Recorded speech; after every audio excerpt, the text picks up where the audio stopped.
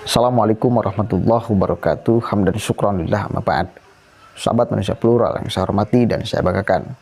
Setelah kemarin dihebohkan dengan 3 telolit warga Uzbekistan kabur dari penjara dan berhasil membunuh petugas imigran yang sedang berjaga di sana. Ada Densus 88 juga yang sedang berjaga di sana, dilukai. Dan sekarang alhamdulillah ketiga orang ini sudah ditangkap kembali, 1 meninggal. Nah 2 orang lagi sudah ditangkap. Jadi yang kemarin kabur 3 orang itu udah berhasil dibawa lagi ya. Nah sekarang ada berita heboh lagi.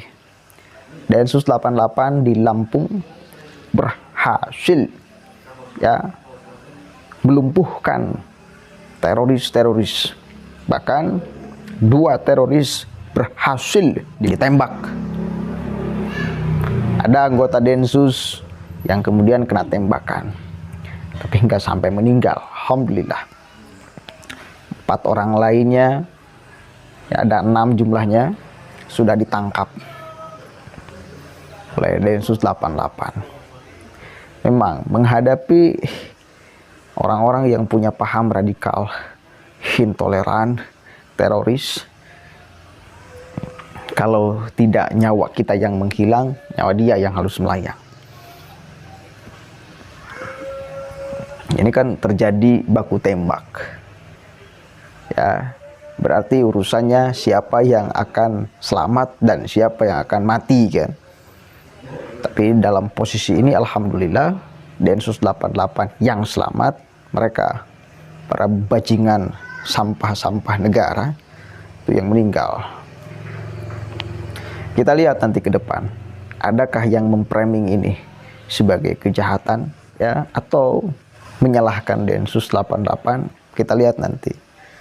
Kalau misal ada yang beropini, bernarasi seperti itu, maka patut diduga orang itu juga sekawanan dengan mereka. Karena kenapa kemudian hal-hal seperti ini terus hadir? Karena ada yang mendukungnya, karena ada yang membenarkannya, karena ada orang yang terus mempropagandakan ketidakpercayaan terhadap fakta radikal, intoleran, teroris. Itu masalahnya. Bahkan terkesan menyalahkan Densus 88, BNPT segala macam. Ini menjadi persoalan saya kira, yang menyebabkan masih banyak orang-orang yang punya paham radikal intoleran.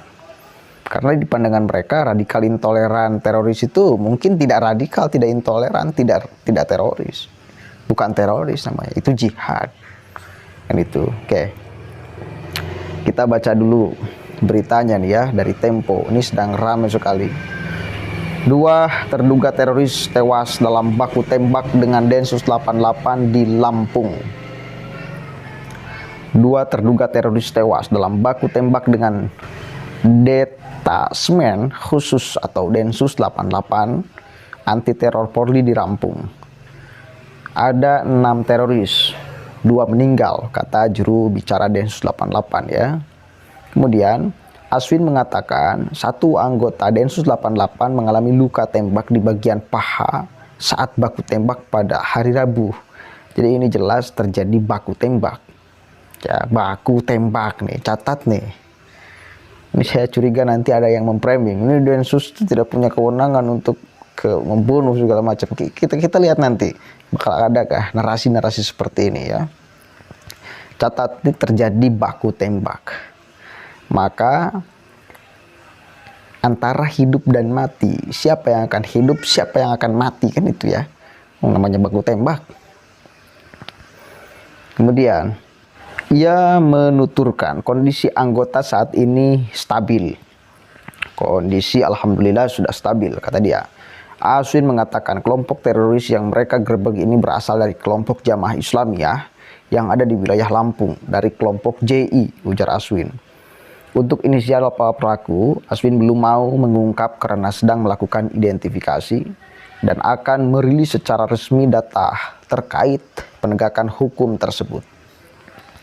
Nanti kami rilis setelah identifikasi, ujar Aswin. Kepala Biro Penerangan Masyarakat, Divisi Humas Polri Brigjen Pol Ahmad Ramadan di Jakarta, Kamis membenarkan terjadinya peristiwa baku tembak antara Densus 88 dengan terduga teroris tersebut. Iya benar, kata Ramadan di Jakarta. Jadi intinya 2 orang berhasil ditembak dan meninggal oleh Densus 88 dan 4 terduga teroris lainnya sudah diamankan, sudah ditangkap oleh Densus 88. Satu lagi peristiwa 3 warga Uzbekistan ya yang berhasil membunuh petugas imigran ya karena ingin melarikan diri dan melukai, membacok, menyerang Densus 88 dan petugas lainnya saat sahur dan mau persiapan sholat subuh.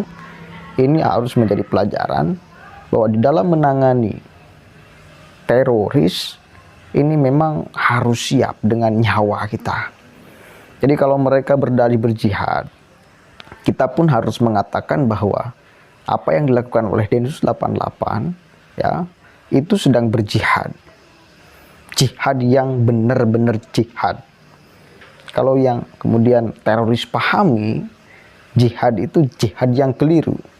Jihad yang sembarangan, jihad yang sembrono, jihad yang konyol. Tapi satu kali lagi, kenapa sih di Indonesia ini menjadi lahan subur bagi orang-orang menanamkan paham radikal, intoleran, bahkan teroris? Kenapa? Karena pemerintah juga yang kurang tegas ya mendeteksi paham-paham yang berpotensi bakal menghasilkan orang menjadi teroris. Kembali lagi, ini persoalan pemerintahnya saya kira yang kurang tegas juga. Deteksi, ucapkan, larang paham-pahamnya yang menjadi asbabun nuzul orang menjadi teroris. Kan di radikal dulu, kan di intoleran dulu, lalu ujungnya teroris. Nah, radikal intoleran ya ini saya kira kurang ditangani secara serius di negara ini. Makanya 3 warga Uzbekistan itu kenapa kemudian ke Indonesia lalu menyebarkan propaganda di media sosial dalam upaya untuk menjaring orang Indonesia. Kenapa mereka berani datang ke Indonesia dan menjaring warga Indonesia?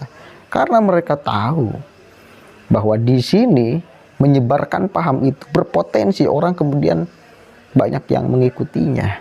Kenapa? Karena radikal intoleran pahamnya masih belum ditangani secara serius. Kita teriak-teriak tiap hari, tiap detik di media sosial. Tapi kalau tidak ada sinergi kerjasama yang serius dari negara, dari aparat, maka ya tetap aja mereka akan ada. Berapa ribu, berapa juta jangkauan suara kita. Kalau langsung aturan negara, ya itu kan berlaku kepada semuanya.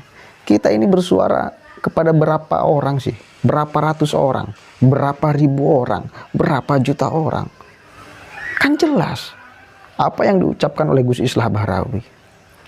Semua teroris ya ketika kemudian diinterogasi dia punya paham Salafi Wahabi. Dan kita tahu sama-sama di Indonesia Salafi Wahabi masih dibiarkan kok. Para ideolognya masih dibiarkan menanamkan pahamnya. Maka selama ini, selama paham yang menjadi asbabun nuzul orang menjadi teroris dibiarkan, para ideolognya tidak ditangkap, para ideolognya dikasih panggung bahkan, maka selama itu pula teroris nggak bakalan hilang. Ya, nggak bakalan. Ini bakal terus akan terjadi. Kejadian seperti ini. Pembunuhan segala macam. Atas nama apapun. Atas nama jihad, atas nama agama, atau atas nama apapun. Teroris khususnya. Ya mudah-mudahan Dengan fakta kejadian seperti ini, satu anggota Densus 88 dibunuh oleh warga Uzbekistan, ya, ini menambah keseriusan dari aparat negara, pemerintah, untuk benar-benar melarang ajaran-ajaran, paham-paham yang menjadi asbabun nuzul orang menjadi teroris. Tuh. Saya terakhir akan kutip ucapan Kiai Said Akil Siraj. Sudah saatnya pemerintah itu melarang ajaran Salafi, Wahabi, Khilafah Al-Hata'i. Udah, itu kuncinya. Dilarang, benar-benar dilarang. Seperti dilarangnya PKI. Kalau orang berbicara tentang itu, kemudian ngeri gitu loh. Atau ditangkap, udah simbol-simbolnya diamankan, gak boleh dipakai. Faktanya sekarang kan simbol-simbolnya masih dipakai oleh mereka. Artinya, selama itu kemudian dibiarkan, selama itu pula teroris bakal terus ada. Ya, mudah-mudahan sekali lagi ini menjadi pembelajaran dan ujung-ujungnya pemerintah tegas di dalam memberantas asbabun nuzul orang punya paham radikal, intoleran, teroris. Assalamualaikum warahmatullahi wabarakatuh.